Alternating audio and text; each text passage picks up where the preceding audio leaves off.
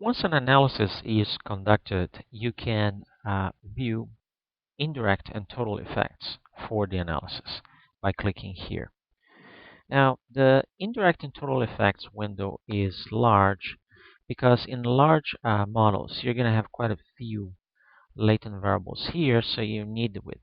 If you have very complex models that do not fit in this window, what you can do is go to the option Save, and save all model estimates into a tab delimited file, which allows you to save them and then view them. You can view them on a spreadsheet file, like Microsoft Excel. And when you see them on a spreadsheet, there is really no limits to the right as far as you can go. So let's go back to the indirect and total effects window. So I have it here. Let me resize these windows so that I can show them side by side. So here I have indirect and total effects. The indirect effects are shown for paths with 2 segments and then 3 segments, etc., until the maximum number of segments is reached for a model. In this model here, I have paths with 2 segments. For example, this path here between ECU var and FE passing through proc is a path of 2 segments. Here's another path with 2 segments. This one here between ECU var and FE. I also have another one here, proc, between proc and FE. This is also a path with 2 segments. Here's a path with 3 segments. This one here.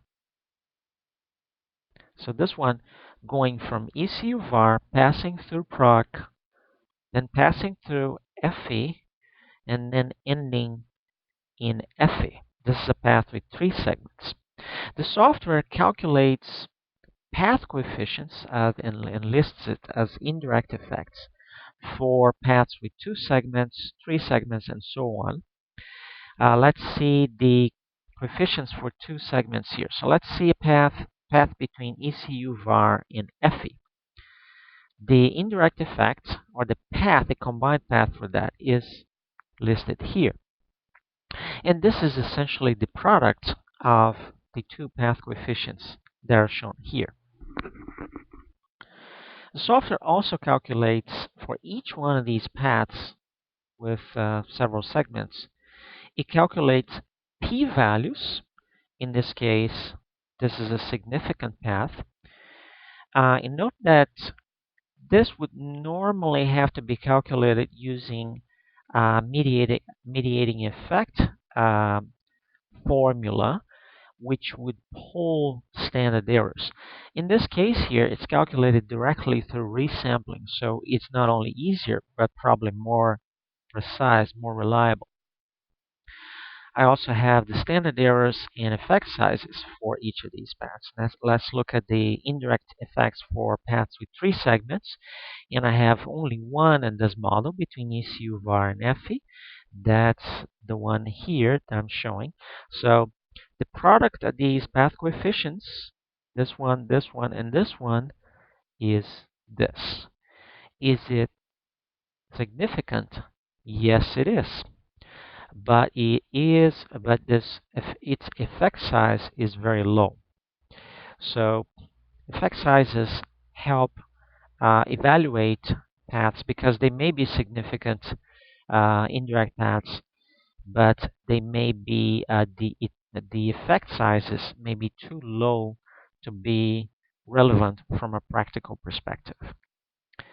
We also have sums of indirect effects, and here down here we have total effects, which are very important because in a model like this, I may want to know the direct effects and whether they're significant, but I may also want to know what is the total effect between this variable here, ECU var, and FE, considering all the paths that connect this variable with this variable. So where can I find that? I can find that in the total effects table. So I have ECU var and FE. This is the total effect between those 2 variables. And the total effect is significant. It has this standard error and this effect size. This concludes this demo on indirect and total effects.